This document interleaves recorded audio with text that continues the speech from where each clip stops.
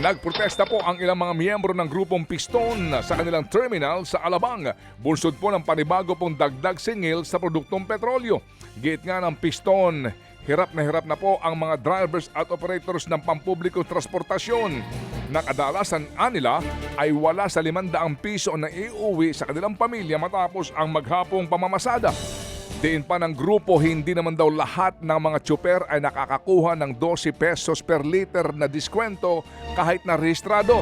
Balak mo ng grupong dumulog sa LTFRB para nga mabigyan ng diskwento ang iba nilang mga miyembro. Muli rin pong nanawagan ang grupo sa pag-aalis ng excise tax sa diesel, pagbasura po sa oil deregulation law at pagpapasa sa petisyon para po sa pagtataas ng pamasahe. Gusto naman ng Pangulong Bongbong Marcos Jr. na makalikha o makapag-manufacture ang Pilipinas ng sarili nitong electric tricycle o di kaya electric jeepney. Yan ay para mabawasan na po ang pag-asa ng Pilipinas sa imported na petrolyo pagdating po ng mga susunod na taon. Sa kanyang pagbisita sa isang pabrika ng mga piyesa ng sasakyan sa Caloocan, sinilip ng Pangulong Marcos Jr. ang pasilidad at para alamin kung anong suporta ang pupwedeng maibigay ng gobyerno para maisulong ang e-vehicle manufacturing sa ating bansa. Inaasahang makatutulong ito para mabawasan ang pag-asa ng Pilipinas sa imported na langis at maging mas stable ang ekonomiya at kabuhayan ng mga kapatid nating tsuper.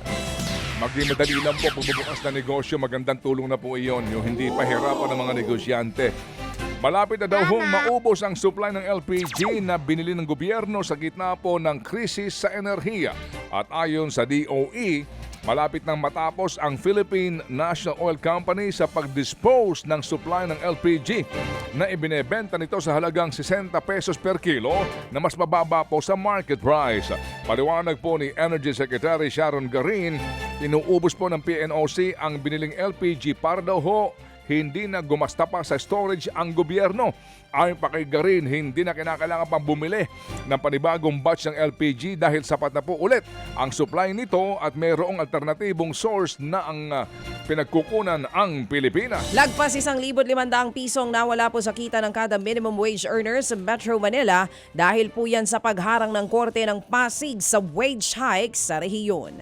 Ayon po yan sa mga labor group na Federation of Free Workers at Nagkaisa Labor Coalition. Ayon kay FFW President at Nagkaisa Chairperson Sunny Matula, lumalabas sa 1.7 billion pesos para po sana sa 1.1 billion pesos na minimum wage earners ang nawala. Bagamat kinikilala ng mga grupo ang karapatan ng mga employer na tutulan ng taas sweldo, idiniin nilang hindi sa korte dapat inilalapit ang issue kundi sa wage boards at sa National Wages and Productivity Commission.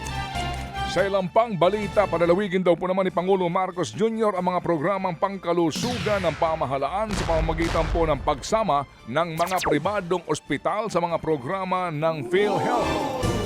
Sa paglagda po ng Memorandum of Agreement sa pagitan po ng PhilHealth at ng St. Luke's Medical Center sa BGC, sinabi po ni Pangulong Jr. na makakatulong ito para mapadali ang access ng mga Pilipino sa kalidad at specialized healthcare.